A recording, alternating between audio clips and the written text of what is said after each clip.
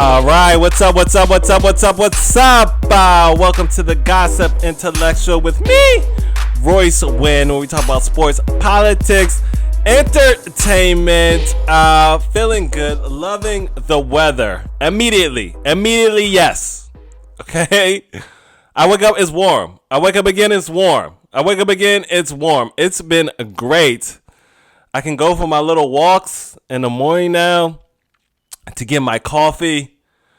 All right. Overall, mentally, mood is better, clearer headed, a little bit more relaxed. You know, the wind, the cold, it throws you off. I like having different seasons. It makes you appreciate the warm weather more. All right. It's just like, you know, when you work really hard, the food tastes better. Okay. The sleep is better. It just feels like, I don't know, you earned it a little bit, you know. You went through some pain, right? Like we talk about Nepo babies and people that it's just like, why are you acting so crazy? You have everything. They don't feel like they earned it. Okay, so it's either bothering them on the inside and they lash out, or they overwork themselves and they get greedy and it's just not enough, and then they end up doing something crazy or harming somebody or themselves because they just feel like they didn't earn it. Imposter syndrome. Right? So I'm glad I don't have imposter syndrome with weather. I'm like, I earned this. Okay? I earned this warmth and this type of I don't know, physical weather healing that I'm going through. So it's warm out. New Yorkers are happy. We made it through, guys. Okay, May is pretty much here. Made it through the April showers. Boy, did it rain. I was washing clothes constantly because I kept getting caught in the rain. So it's all out. Girls are already out. They couldn't wait. All right. New York girls, legendary, showing off their outfits, showing off their beautiful bodies. So they're enjoying that. So I went for my walk this morning to my local coffee shop. Right? It's like, let me get an iced coffee. Let me wake up. Okay? And then boom. No. First, right? I got the sniffles. Okay? Right? Allergies are hitting. I got my Benadryl. I didn't take my Benadryl because I wasn't awake thinking about taking Benadryl. I was like, I'm going to just go get a coffee. I don't do anything before I get my coffee. Well, maybe some affirmations and listen to the news a little bit. But it's pee. Then it's, well, no, it's affirmations. Maybe affirmations, P or P affirmations. Depends. And then it's a little bit of news just to get my mind working. Who wants to move around in silence when you have an iPhone? Why would I do that? I have something that can think for me, that can talk for me. Why would I talk to myself? No, I'm working on not looking at my phone, or at least when I look at it, put it down and breathe and meditate for a second. All right. So anyway, I go to get the coffee, right, and have the sniffles, right. It's a small coffee shop, you know, Brooklyn, local coffee shop. And I was like, I don't want to be the loud sneezer. All right. Just a while you're trying to read or work or whatever. And everybody's just like, what was that? Right. By the way, I think I'm done with Starbucks. Okay.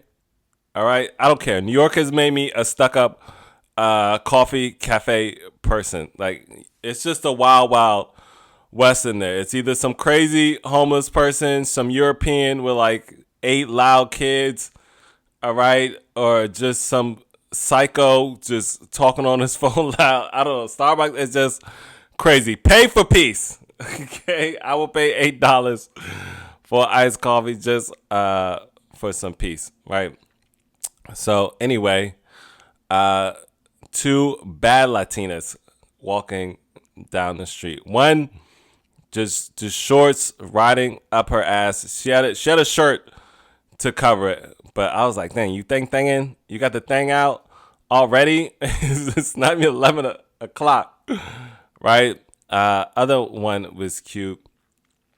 Okay, they go to the coffee shop. Right? I go back inside. Oh, so I was embarrassed because I'm blowing my nose literally in front of them. Oh, hi, you're very cute. Um, I go to sit down, right? Now, I sit down, I'm like, all right, they're probably going to get the coffee and go, I don't know. They didn't seem like the talking, catching up type, but they bought something. Then they sat right next to me. The pressure. Right? It's like, do they want to holler at me right now? Me? Little old me. So, I don't know. It could have not been hollering. I got up. Then I turned around and looked. And the one with the booty shorts on, she looked a little nervous. Like she was like, is he going to say anything to me? I wasn't at all. They were young. I think the young girls dress the sexiest, even though they don't know what they're doing. That's what I think. I think the young girls, they're showing off their body. They're getting used to the attention. I don't think that they know how to use their personality yet. I don't know. I sound so misogynistic.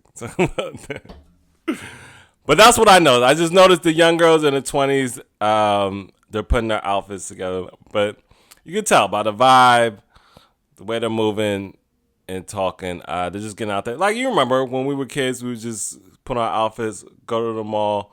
So I feel like they were just, filling out. But it just blows my mind that I'm still getting attention like that. The little hotties still like me. And I'm like, do they think I have money? Like, this is what I had on. An H&M shirt. And I had,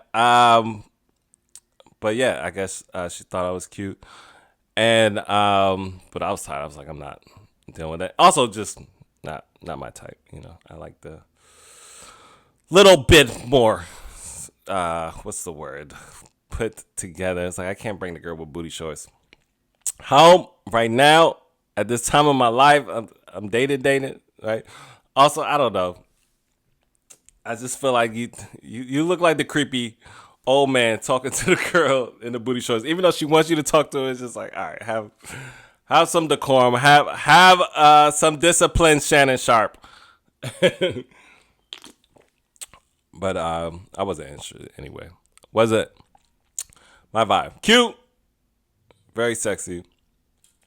But it's good to know. I don't know. I'm wrapping my head around it. It was like, oh, I'm still out here. I'm still hot. I was riding my bike around the city yesterday, and I was getting looks left and right, and flattering. I love it. Love the attention. Obviously, I'm talking about it on a podcast. Just caught me a little bit off guard. I'm minding my business. I'm always in my head.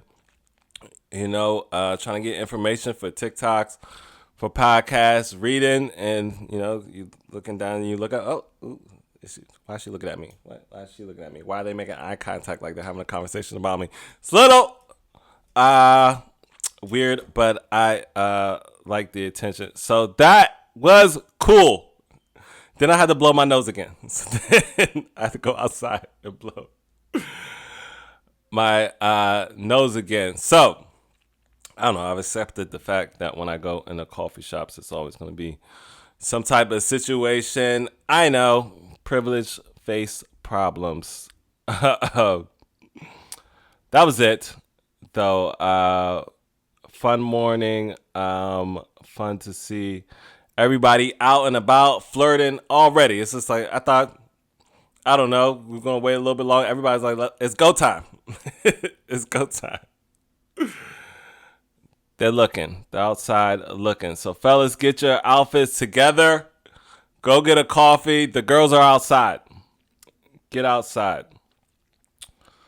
Went home this weekend. Went to go see my parents. Was driving. Right, you got to drive to get around when you are not in New York, right? And I don't know. It just got me thinking about toxic masculinity. And I remember my friend pressuring me not to wear a seatbelt. Right? How crazy is that? He was like, dog, take your fucking seatbelt off. Like, you look like a girl right now. I was like, what? just want to be safe. He's like, no, take that shit off when you're in the car with me. I was like, all right. So I had a habit of not wearing a seatbelt. And I remember my girlfriend in college was like, please wear your seatbelt. I love you. Don't die. All right. But I just think that's so funny. Like, that's a real conversation that I had with another man about being masculine, which is don't wear your seatbelt. That was considered masculine. Bill Burr has that great joke about, like, men can't even have an umbrella. Like, look at him, he has an umbrella when it's raining. I was like, I had that because the car beeps now when you don't wear your seatbelt. So it's just like all weekend is like, bah, bah, bah. Okay, let me put my seatbelt on. But sometimes I forget because for years I just didn't want to wear a seatbelt because I'm a man. All right, who needs to be safe during a collision? I could take it. I'm a man. I'll fly through the windshield like a man. So yeah, I just thought that was funny, and it made me think about Shannon Sharp and maybe what he was told and what he was taught. It was like, Ocho, I'm getting it out here, Ocho.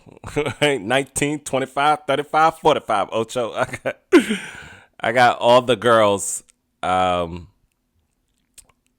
now we're having that conversation about marriage and settling down and what it means to be a man. And I think a lot of masculinity is tied up in how many girls you get. Also, with girls, too. Girls pressure men to have a bunch of girls, too. Like, I've literally had girls tell me, I don't like that guy. I don't feel like he would cheat on me. You know, so that's just a toxic thing that we're dealing with in our community. You know, for some reason, it's big in our community. It's in every community, but, you know, girls are attracted to the bad boy, the guy that's treating girls wrong, the guy that has girls fawning over and falling at them. And I always say, I don't know, whatever happened during the pandemic, girls just started dating a little bit more for more character. They started being a little more aggressive.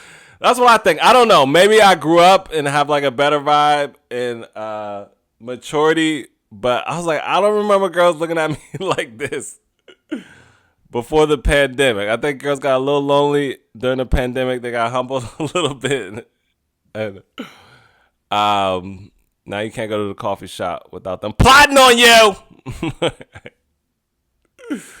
Which is fine. No, I love the attention. I'll be sad today where they just walk by me when I become invisible. It's going to happen to us all, right? Hairline's going to go. Muscles will be flabby. It'll be mushy. And it'll be on to the next. What did Chris Rock? He said that about Rihanna. He was like, I'll try my hand on Rihanna. She looked at me like I didn't even have a dick at all. Like I was just her aunt. So yeah, I'm hyped about that, man. I'm like, have y'all done y'all research though? I know there's all types of group chats, and I'm on TikTok, and you know, my name is ringing on the TikTok streets with the girlies in Brooklyn. I think I was like, I think I'm Brooklyn girl famous. But I was like, if they know my story, you probably should mess with me right now. I don't got my life together. No, that's what. Try to leave y'all alone. But yeah, I don't know. It's usually the young girls. They don't know. They don't know who I am. All right, let's get into this Trump interview. Absolutely hilarious. The worst interview I've ever seen in my life. Not Trump yet. You know, I was just thinking about my podcast and just my words. A girl sent me a nice message today saying she liked my delivery and my content on TikTok. So I thought that was really sweet. And you know, as you get an adult, you know, you just get harder and harder and colder. And the little acts of kindness just resonate more, right? You remember them more.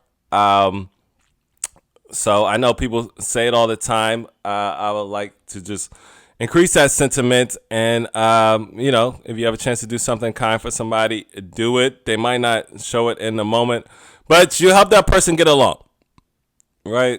Dropped my wallet. My wallet slipped out. I knew I shouldn't have had my wallet with these pants. These pants are loose, but my wallet slipped out on the train. Girl picked up my wallet. Like I was sitting on the end seat, so it was like on the side underneath.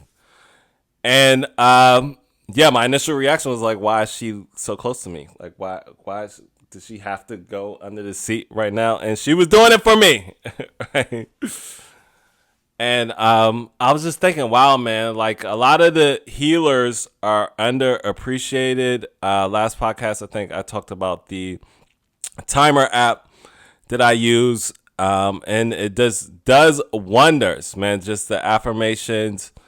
And I don't know these people. And I can't afford to tip these people. But they're literally like saving my life and helping me heal with the content that they made in terms of meditation and healing. And I was like, I was reading my book, Wabi-Sabi, right? And really touched me when they were saying just be happy where you are and accepting what you have done with your life. And it's not all about accomplishments. And I was like, yeah, most of the healers in the world are not rich. I mean, there's the big ones like Tony Robbins and Oprah Winfrey, but it was like, think about, when you go get massages, right? Or,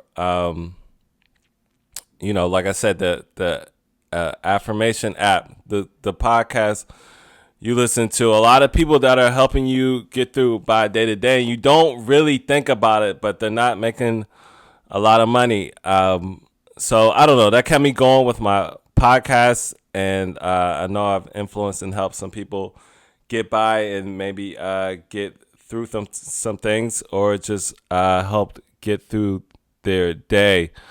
With the whole White Lotus, and just all those people that work, like you go there for a vacation, or when you go on vacation, period, all those people that work that are probably, barely making a living, but, helping you get away from whatever you're trying to get away from. So salute to the healers out there in the world that we take for granted. That friend that's just a good listener, family member that's just a good listener, and offers some acts of encouragement and spread it around. Help take whatever you've learned. And I think I've always tried to do that and take all the things that I've learned from the mistakes I've made and the pain I've acquired, to help others heal and get through it, and try to be as transparent as I can. I'm still working on that, but try to be open and share my faults and my mistakes. You're not alone. Most people have gone through it. Most people have problems that you don't want. We see social media and everything looks like it's going great, but if you really looked into every aspect of this person's life, they probably have a problem that you don't want at all. So just remember, when you see somebody's life, there's a sacrifice that they made somewhere, somehow, and might not be something that you want. All right, so let's talk about the unhealed Trump. Okay, this interview was absolutely hilarious. The worst interview I've ever seen by a human being. It was worse than R. Kelly.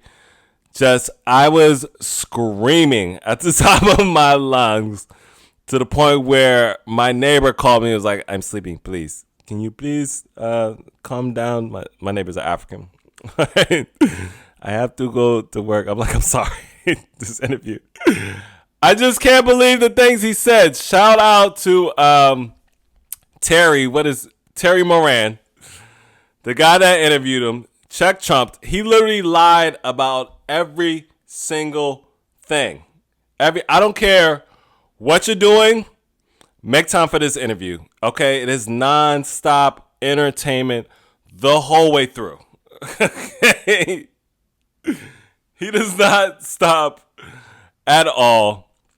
From beginning to end, lying, making no sense. It's unbelievable. Now, on the flip side, very, very sad. It's very, very sad to watch Trump run our country like this. But just no accountability at all. So they saw the interview and they're talking about the presidents, and he's just like, there's some Democrats. I have some Democrats up there, I guess. It's like, why would you even say that? Dog, this is not sports. Okay, that's when you're running.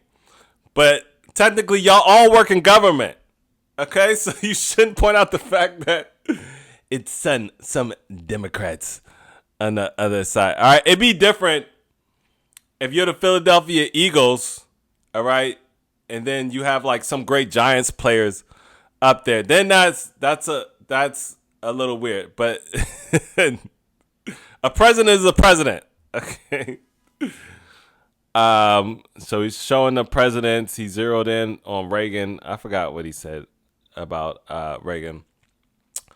So then we get to the interview, right? Hilarious. Terry's face, I don't know. He just reminds me of just like an exaggerated character of an interviewer that somebody would play, but he was a real person asking real questions. But it just made me think about like Mad TV or like a sketch show. SNL needs to do like 30 minutes. It was so many quotes. I can't believe none. The only quotes so far that's going viral is the thing with the tattoos. Right? All right. So, oh yeah, he said, I'm fairly a clean person. I like everything clean. Which I just thought was hilarious coming from a president. I don't know if he's heard the rumor. People say he stinks. They said he was farting in court a lot. So maybe he was trying to dispel that. Like, I don't stink. I'm very clean. Very, very clean. So clean. You don't even know how clean I can get. I can get cleaner, I think. Right? So I don't know. Who says that in a national interview, right? Like, right there, sets the tone.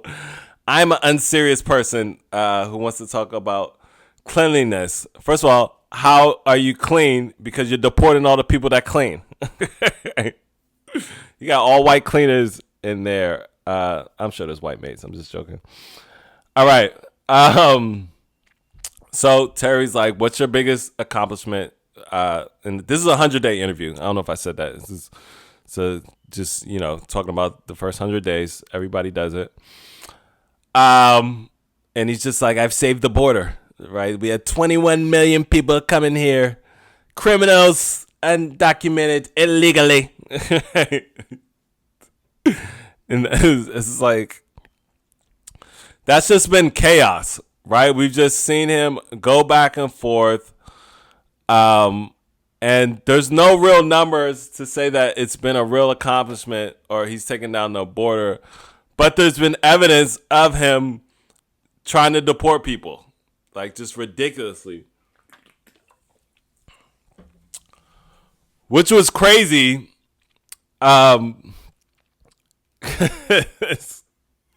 He started asking about that. All right, so obviously the number one story was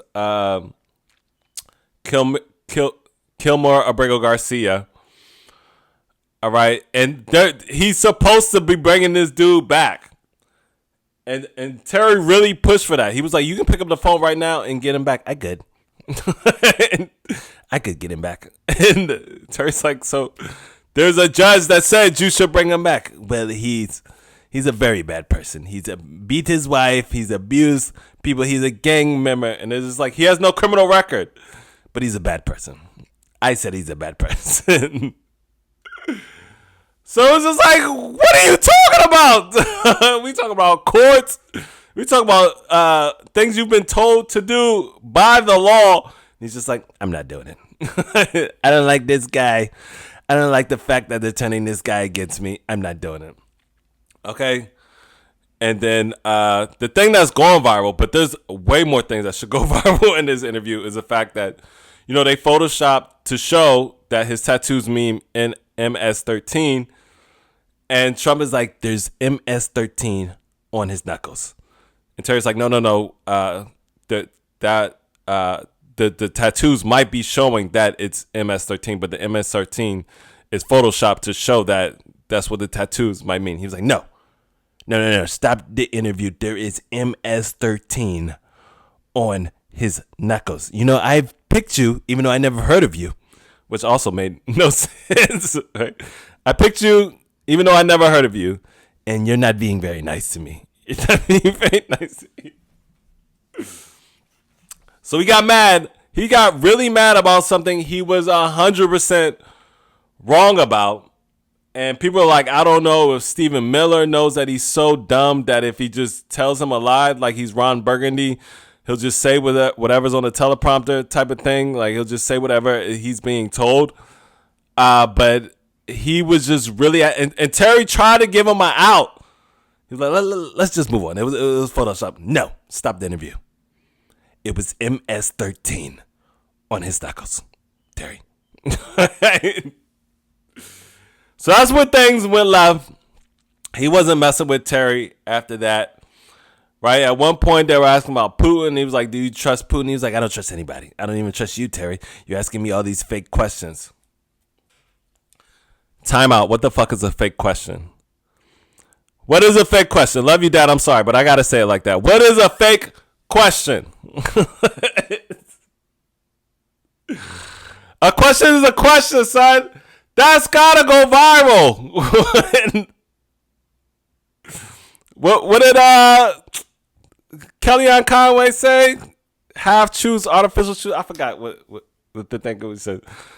But he said, you asking me fake questions. These are very real questions from a journalist. Okay. How do you have a fake question? A question is a question. Unless he's saying that you made a statement, and that's not a question. But I don't even think Trump gets into English like that. I think the fake questions means you're not asking the questions I want you to ask to make me look good, and you're not agreeing with everything I say. So that therefore it's a fake question. Holmes is wild. Okay, everybody's like he's got dementia. He's wilding out. I think he's just this narcissistic and out of it. And he's just old as hell, dog.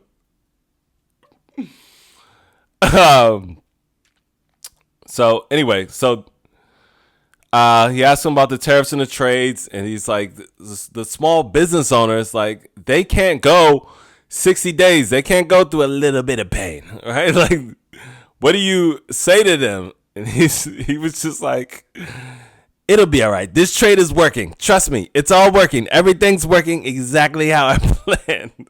Like, he didn't even answer the question. They'll be good. Anyway, we've been getting robbed with these trades. I started these trades. I ended these trades. Right? I tariff and now I tariff.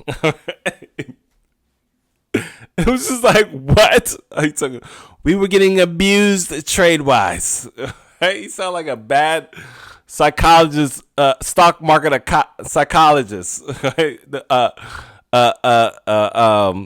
Economist psychologist. We're getting abused trade-wise. We won't stand for the abuse anymore. So it just made no sense about what he was going to do with China. Everybody's mad about that. Big business owners, Amazon. All right, we saw how he went back and forth with Amazon. Amazon said they were going to put tariffs on the prices. He got pissed about that, so Amazon decided not to do it. And small business owners, right? So they said he took down the tariffs, but in the interview, Terry said he's still at 145%. Sorry, I just got to get some. I saw some. My mouth's dry. So then the big lies came in with the economy. This was wild. He was like, you ran on grocery prices are going to go. Terry said, you ran on grocery prices were going to go down. Everything was going to be more affordable, and it's not that way. And then he was just like, everything's down. Everything is down. Groceries are down. Eggs are down 87%. Everything is down. It's like, how can you just lie like this to somebody's face, dog? And the shit that probably made my neighbor call me was when he said, we had enough eggs for Easter. They said we wouldn't have enough eggs for Easter. We had eggs for Easter. What? Somebody wrote in my comment he had 3,000 eggs for Easter. I don't care how many eggs you have for Easter. Okay. We talking about the price of eggs. Now, how many eggs are out here? Yes, chickens are out here popping ass and popping eggs, of course. But how much is it going to cost for these chicken eggs? Are these BBL eggs? Why are they so expensive? Do we need to explore another type of egg? All right. They mix and match everything else. All right. Maybe we need some pigeon eggs. All right. Actually, I've seen pigeon eggs. They're very small, too small. But it was wild. It was like, where are you? Like, you can't just lie like this. So he's like, inflation's down, interest rates are down, everything's down. Nothing is down, y'all. Nothing is down but his mental health and morale and everybody's mood. I don't know. He thinks he's some type of magician where if he just says it, it'll come to fruition. Like, I wish I had that type of manifestation that Trump has. I could just be like, everything's good. My life is good. I have a better apartment. I have a girlfriend. Everything's good. My career's going well. Right? He just said it. Like nothing happened. He lied the whole time. Any question he didn't tell the truth about anything. He just acted like everything is perfect. Everything is going to be fine. I'm doing great. It's been 100 days. It was mental illness at its finest, dog. Like, my dad is starting to have Alzheimer's and dementia, and I'm just like, you know what? You're not missing nothing. You're not missing nothing. Check out. Go where you want to go. Talk about what you want to talk about. Sports. Let's just talk about sports. You don't need to see this.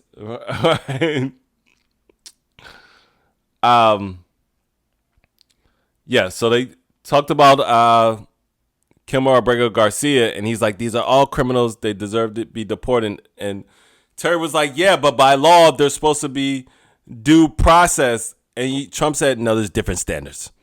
When I don't like people and they're criminals, there's different standards. It's like, what? If somebody does a crime, you got to go to court first before you say what happens to them. But not when Trump's president. Okay? So we just admitted he's not following the law and that he's just doing whatever he wants, and he could obey the judges. And he was like, they're not very good judges. I'm just going to get those judges replaced until I find somebody that agrees with what I want to do. Right? And the judges are the one type of people that are kind of safe, like businessmen, congressmen, senators. He can kind of take their jobs. Judges' jobs are kind of safe, right? Kind of, right? I think one judge, he was like, I believe she's going to have some problems by trying to make me bring Kilmer back. Something like that. Some judge. Like so it was just wild. He said the war would have never happened if he would have been president. He's not sure if he trusts Putin. He was like, I believe Putin wants the whole country. If he could, he would have the whole country. And then he said he wouldn't have the losers going in there and doing it. So he called Putin's soldiers losers because they couldn't take over Ukraine. I don't even need to add any jokes. This is just hilarious. And you know he has a pass of that. Like calling people weak or losers to lose a war. And then he just did it again. He said he wouldn't have to deal with this group of losers. He talks like a 5-year-old. My God. So I know Putin is just watching this, laughing his ass off. Like, this guy is a more. I will play mind games with him all day long. I will manipulate this dude all day long. I know Europe and Zelensky were watching this horrified. Like, this is the guy that we have to deal with, that we have to talk to. Like Putin, when he lies, like other presidents, when they lie, they're smooth with it, right? When they off somebody, just like, I mean, the facts show that he came in there and we don't know what happened to him, right? Trump just be like, he was very disrespectful, so he probably disappeared. I don't know how he disappeared, but he had to disappear. Like, he will damn near incriminate himself talking about this stuff. They asked him if he talked to Pete Hegseth, if he's 100% confident. He was like, who's 100% confident in anything? Nobody's 100% confident in anything. Except for that everything's going fine. If you ask him about the economy, it's 100% great. Everything's going perfect. But you have him about Pete Hegseth, who's 100% sure about anything? We don't know anything. So he dodged the Pete Hegseth conversation. He dozed the Pete Hegseth conversation. And they asked him about Doge, and they were like, you said it was going to be $2 trillion, then it was $1 trillion. Now you're saying it's 150 million. He was like, we found lots of fraud. Okay, we found lots of fraud, lots of ways. And then Terry was like, fraud is a crime. Like, we haven't seen you guys charge anybody with crimes of fraud. And he was like, how do you know that? You don't know that. How do you know that? You don't know that. You don't know that. He's like, well, there hasn't been any cases of fraud. Well, you don't know that. There could have been some referrals of fraud. You don't know that. It was wild, dog. Watch the interview. Absolutely hilarious. Terry did a good job just checking Trump. It was just so embarrassing and mortifying. He just tried to move on a bunch of times. At the end, he talked about the law firms that he intimidated to say that they did wrong by him. And Terry was like, you bullied them, and they're doing it because they're going to lose their business. He was like, I don't think so. They were just wrong. So that's all I got out of it. Is there anything else? No, man. Absolutely hilarious interview. I'm surprised there's not more quotes. The Easter egg thing just had me screaming, dog. Sorry to my neighbors, but that was just hilarious. So yeah, we've been watching different types of celebrities go MAGA. It's like, how could you support this buffoonery? Just how? How, Vince Vaughn, how could you do it? We thought Neil deGrasse Tyson was MAGA. We're not quite sure. He goes on Joe Rogan a lot. He said some questionable things. He agrees with going to Mars with Elon Musk. But right now we're going to say he's not MAGA. Okay, people are like, he's a scientist. I'm like, I don't know. You know, I see smart people go MAGA all the time. That's it, man. So it's the start of warm weather.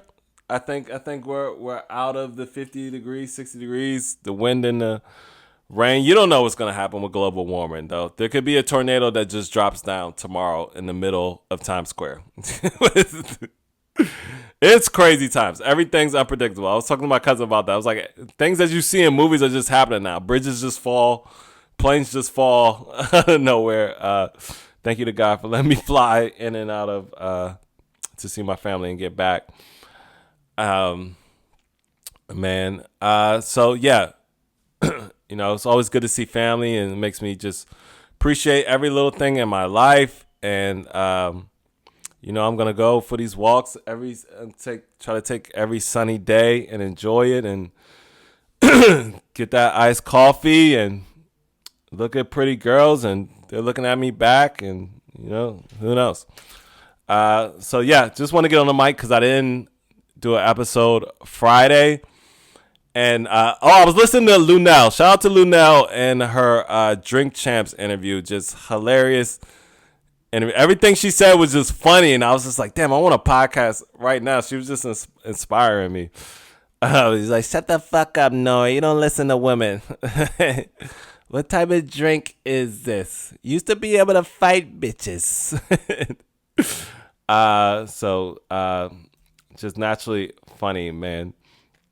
Anything else going on in my life? That's it. All right.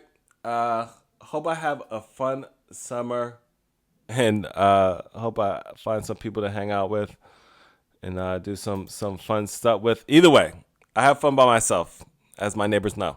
All right, man. Have a great week. I'll be back Friday. I'll give you two in a week. I'll give myself 2 in a week. You